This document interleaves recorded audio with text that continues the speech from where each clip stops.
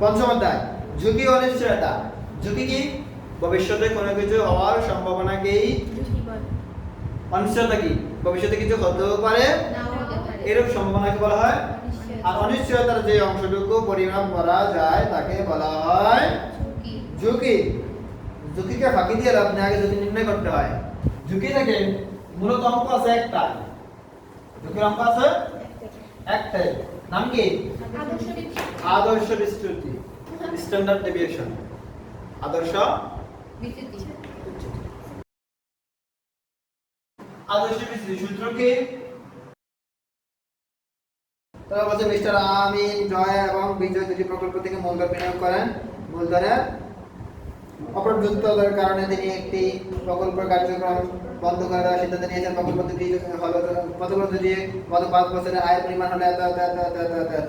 ক নম্বরে বলছে জয় আয়ের আদর্শ বিচ্যুতি পরিমাণ নির্ণয় করা। দেখো আমরা জয়ের আদর্শ বিচ্যুতি পরিমাণ নির্ণয় করছি। প্রথমে হলো বছর, তারপর হলো আয় হার, দেখে দেখে বলবেন। তারপরে ঘরের নাম হলো আয় মাইনাস ব্যবধান।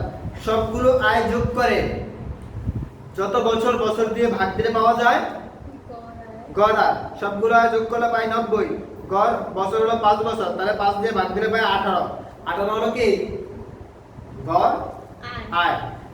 এখন প্রত্যেকটা থেকে গড় আয় বিয়োগ দিলে ব্যবধান পাওয়া যায়, ব্যবধানের বর্গ। যেমন প্রথমটা 22% থেকে গড় হলো 18, 18 বিয়োগ দিলে পাই 4, 4 এর উপর বর্গ মানে 4 4 16। ঠিক প্রত্যেকটার বর্গ যোগ করলে পাই 40। এখন ব্যবধানের বর্গের আবার গড়, ব্যবধানের বর্গের গড় হলো 40 কে ভাগ দেবো কত দিয়ে? n - 1 দিয়ে ভাগ দিলে পাওয়া যায় 10। এখন আদর্শ বিচ্যুতি করার সময় 10 কে রুট ওভার করে দিলেই পাওয়া যায় আদর্শ বিচ্যুতির মান। এই আদর্শ বিচ্যুতির মানটা বের হবে পার্সেন্টেজে। তার পরবর্তীতে বলছে দুইটির মধ্যে কোনটি বন্ধ করা উচিত? যেটির ঝুঁকি কম ওটি বন্ধ করা উচিত, তাই না? না, যেটির ঝুঁকি বেশি ওটা বন্ধ করা। দুইটা একই রকম ভাবে করার পর দেখা গেছে উদ্যোগের আমিন সাহেব যেহেতু মূলধন অপর্যাপ্ততার কারণে একটি প্রকল্প বন্ধ করার সিদ্ধান্ত নিয়েছেন। এখানে প্রকল্প বিজয় বন্ধ করে দেওয়া অধিক যুক্তিযুক্ত, কারণ বিজয় এখানে প্রকল্প জয় ও প্রকল্প বিজয়ের গড় আয় সমান 18% হলেও প্রকল্প বিজয়ের আদর্শ বিচ্যুতি ঝুঁকি প্রকল্প জয় এর থেকে বেশি।